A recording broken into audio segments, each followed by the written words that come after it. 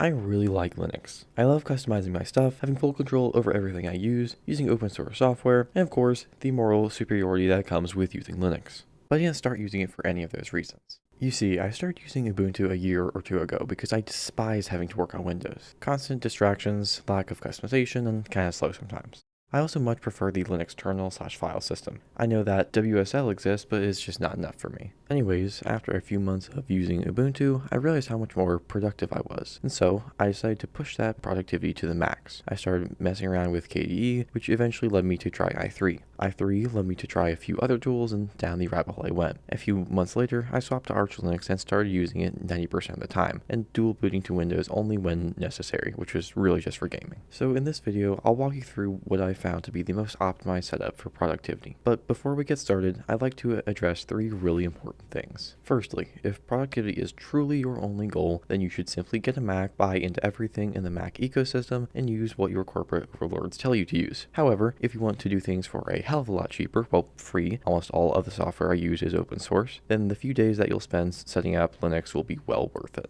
Secondly, not everything has to be specifically about productivity. The best way to be productive is to enjoy your work, and there's nothing wrong with having some fun configuring your tooling. A lot of the software that I mentioned in this video is more related to customization than is productivity, and that's fully intentional. I, as a person, am much happier using software that helps me be productive and that looks good. And finally, as usual, this is not a tutorial video. I'll show you everything I use and why I use it, but I'm not going to walk you through the setup of every single tool. But if you'd like me to, please leave a comment and let me know. Okay, let's start with the really important stuff. Firstly, a display manager. This is kind of just your lock screen in a way. Oh, and by the way, I can't really record this with OBS, so enjoy this real life recording. Because we're going for maximum productivity, we're going with an incredibly minimalistic, speedy, and Vim binding supporting display manager called LY. It does literally nothing but log you in, which is perfect for our use case. As mentioned, it supports Vim bindings, and you can also optionally use one of two effects. Matrix text, which looks like this, or the Doomfire effect, which looks like this. However, I don't personally use these because my brain literally cannot handle this happening on 3 different monitors. Next, your window manager. There are a lot of equally valid options for this, but I went with i3. It's simple, it does exactly what it needs to do and nothing more, and it runs on X11. That might be a downside for some, but I generally prefer older tooling that works with almost any program you throw at it. That is, compared to Wayland, which the last time I tried it, struggled to let me screen share on Discord.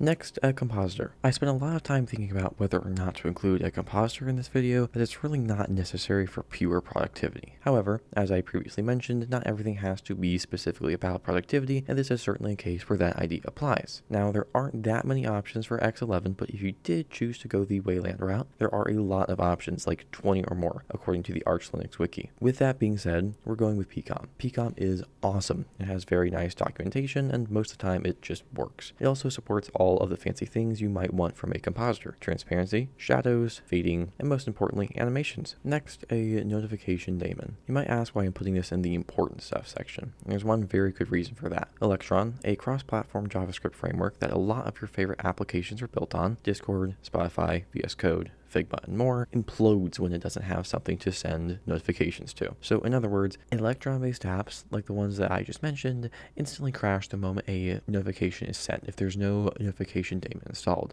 And don't think that it won't. I promise you, it will find a way to send some irrelevant notification. With all that being said, we're going with Dunst. It's extremely customizable and very easy to set up, which is why it deserves a spot in this video. Okay, on to the less important stuff. This is the section for stuff that I would recommend, but is totally not necessary. First up is a terminal emulator. We'll go with Kitty here. It's extremely fast, allows for rendering of images in the terminal, multiple tabs, sessions, and a bunch of other customizable features that are generally effective at making you more productive. Next, some sort of screenshot tool would be really useful. As is the common trend in this video, there are a lot of different options here. However, I chose to go with a tool called Flameshot for 2 specific reasons. Firstly, it's simple, yet it allows you to do a lot with your screenshots. And secondly, using Flameshot means that I don't have to use anything from GNOME. But again, there are a lot of different options. Next, a file browser. I briefly mentioned this in my previous video about my note-taking setup with NeoVim, but I'll cover it again here. I primarily use Ncubed as my file browser because it's super fast, supports Vim motions, and is super lightweight. No, really, it's like 3 megabytes in total. However, I use the Thunar file browser from XFCE anytime I need a GUI, like when I'm editing videos. Ncubed sadly doesn't allow you to drag and drop files. Next is a blue light filter. The past few pieces of software that I've mentioned may be a little bit off topic, as in not directly related to productivity, but a blue light filter will usually help you sleep better, which directly impacts your productivity. It means that you don't have to be flashbanged every time you open up a tab that isn't in dark mode at 10 o'clock at night. For instance, I'm writing this in Google Docs at the moment, and I'm only being mildly flashbanged because of my blue light filter. Anyways, on a Linux machine running X11, the best option for a blue light filter is a program called Redshift.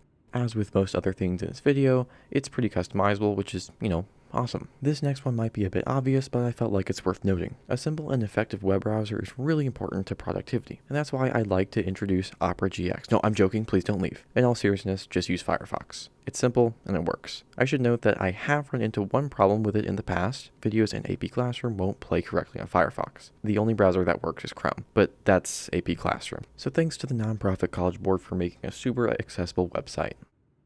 And finally, if you're going to be coding, you should probably decide on your editor. I of course vouch for NeoVim, but it's really up to you. VS Code, Vim, Emacs, Sublime Text, Visual Studio, IntelliJ, and the list goes on. And for our final little category, customization. I should warn you that this section may be a little bit less focused on productivity, and it might turn into a yap session about how I customize my system. Starting off with fonts. This may be surprising to you, but I found that using the right font helps me focus and write faster, whether I'm writing code or the script for my next video. I use the hack font for my terminal and JetBrains Mono for the rest of my system. Also, when I'm not forced to write in Times New Roman, I use the font Proxima Nova at 11 point normal weight. Next up, wallpapers. As I said, we're getting off topic here. There are a bunch of wallpapers in my dot files, but there's also a bunch of other places to find wallpapers online. You could check out the Arch Linux Discord server or somewhere like r/Unix I don't want this video taken down. And don't forget to use Google Image Search to search by images. One thing that would actually kind of help in terms of productivity is being able to switch and view all of your wallpapers without having to use a silly GUI. For this, we're going to use Fe. It's dead simple. Just type Fe, background scale, name. You can even add this to your i3 config if you like.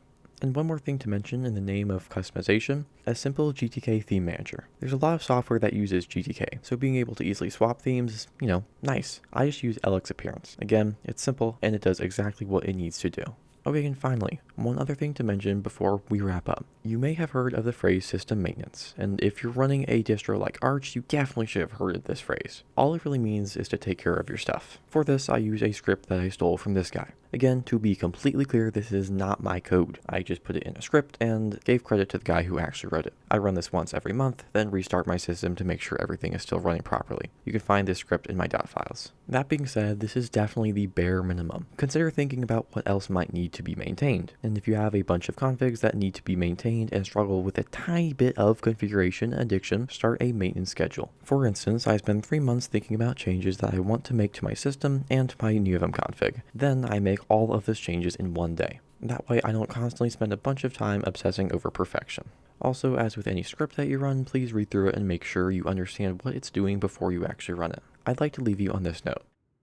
Perhaps in the pursuit of maximum productivity, we've lost touch with what it means to be truly productive.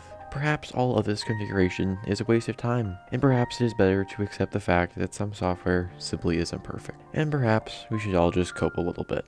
So with that being said, I'll be completely uninstalling Arch Linux tomorrow and purchasing a Mac instead. May my corporate overlords have mercy on me.